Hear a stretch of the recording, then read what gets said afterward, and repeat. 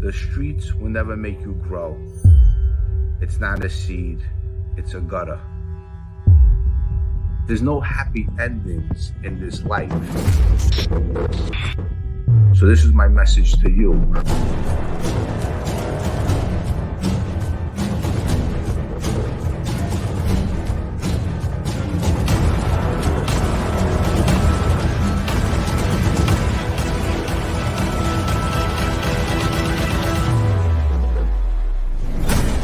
The streets will never love you back.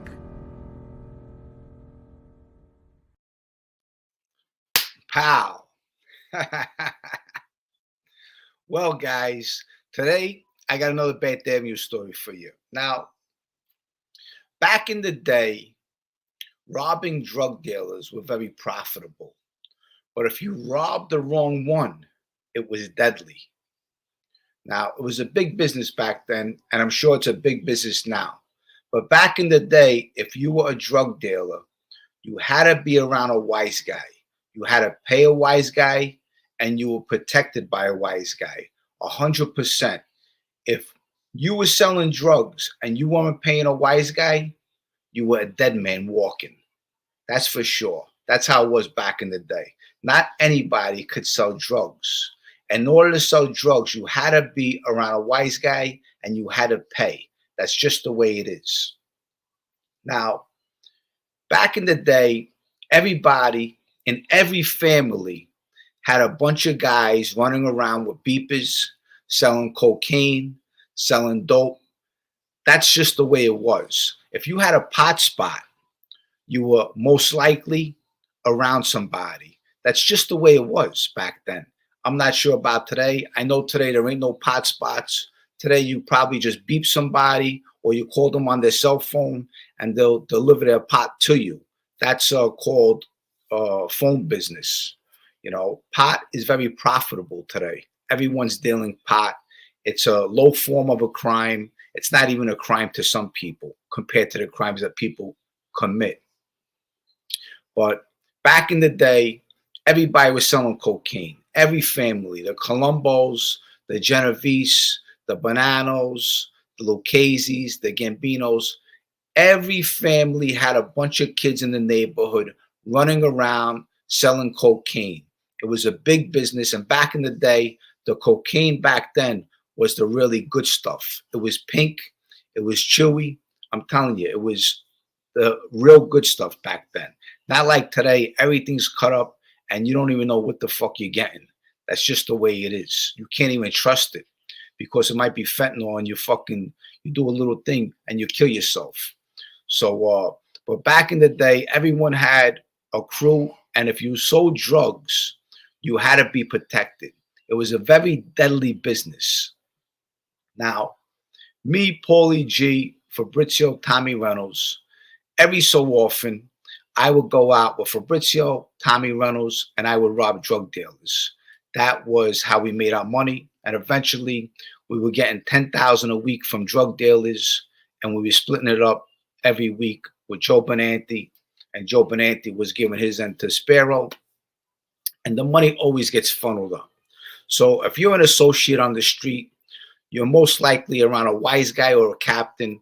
You're paying him every week for protection, just in case if you have to have a sit down, he's your rabbi and he sits down for you and he funnels that money up to the boss. Now, most likely the boss knows where that money's coming from because they know where the money's coming from. If it's legitimate money and that guy is a legitimate guy with legitimate businesses, they know that money is legitimate money. But most likely a lot of guys in the street are street guys and they don't have legitimate businesses, but they're hustling on the street and they're giving their captain or their wise guy money and they're funneling up to the boss, and the boss knows where it's coming from.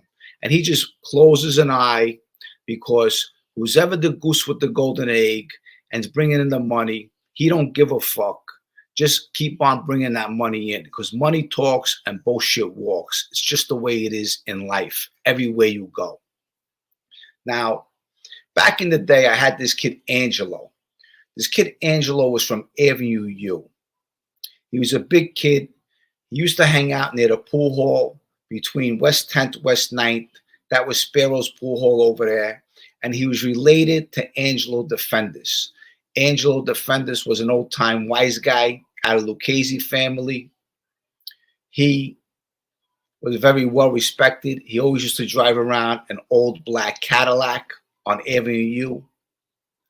And he used to be a boxer back in the day. He had a son that was eventually murdered, and then they retaliated on his murder. I'll get into that story some other time. That's another story I'll pick up, and will call me, and I will call Reynolds. This particular day, there was some kid, I don't remember his name. He was on West 10th and Avenue U, and he was selling cocaine. He had a beeper business, and he had some money on him and some cocaine. So Angelo points him out. He's standing on the corner near a payphone. I pull up with Tommy Reynolds. I grab him, and I threw him in the car. Okay, he was a skinny kid. I just grabbed him. I grabbed him from behind, and I threw him in the car. I said, listen, I want to talk to you. He knew who I was, and I told him, I said, listen, give me all the money. I had a pistol. I said, give me all your fucking money, and give me the drugs. And Tommy Reynolds had a pistol on him, too. Now, the kid's looking at us, and I'm telling him, I said, listen, who are you with? Mention a name. So he don't mention a name to me.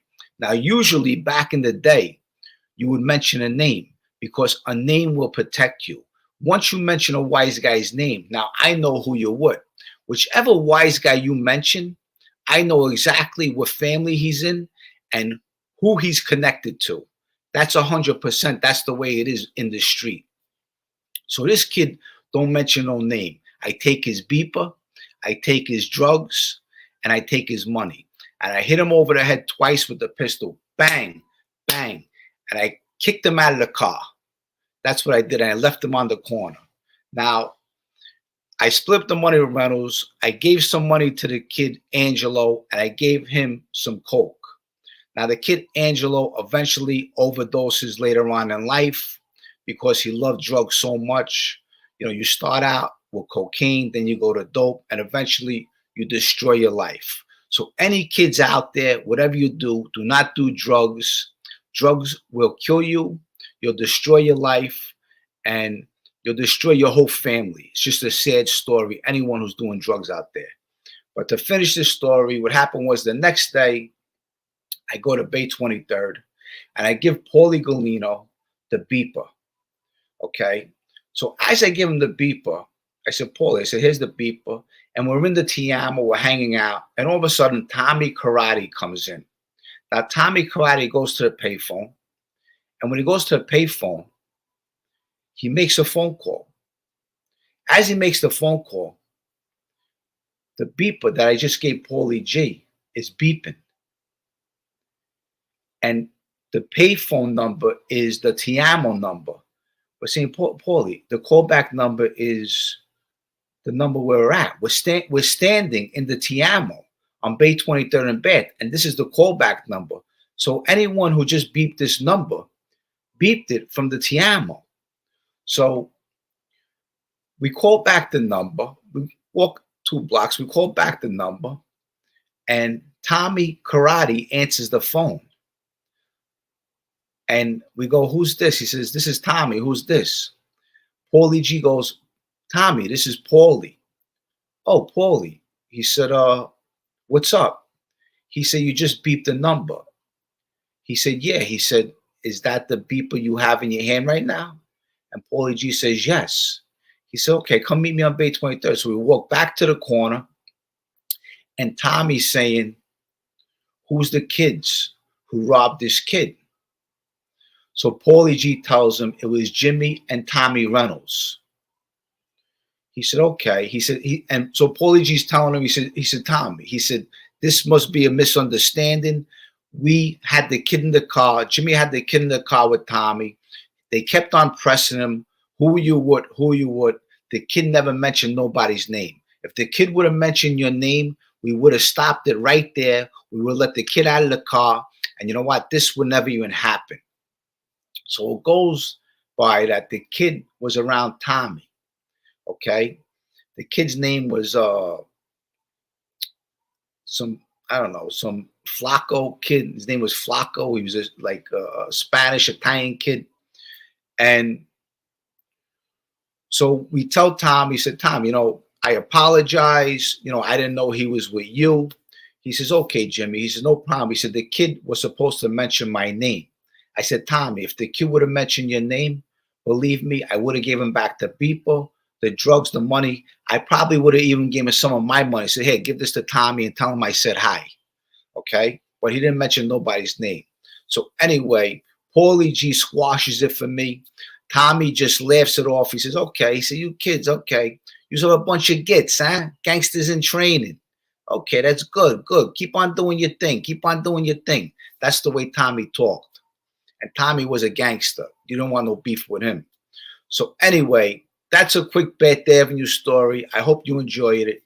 Back in the day, all the drug dealers were around wise guys. And if you robbed the wrong drug dealer, it was deadly. It would cost you your life. That's 100%. And if I wasn't who I was with the Bath Avenue crew, believe me, I would have been killed a long time ago for robbing that guy. But Tommy knew that we were out there doing our thing, just like at one time he was out there doing his thing.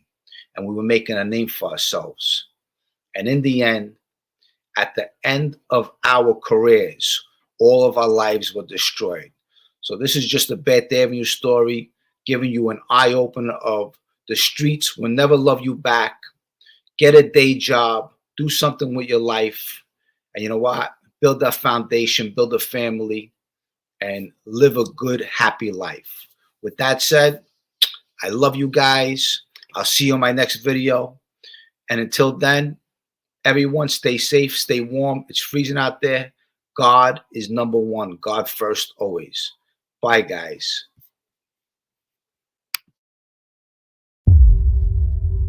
The streets will never make you grow. It's not a seed, it's a gutter. There's no happy endings in this life. So this is my message to you.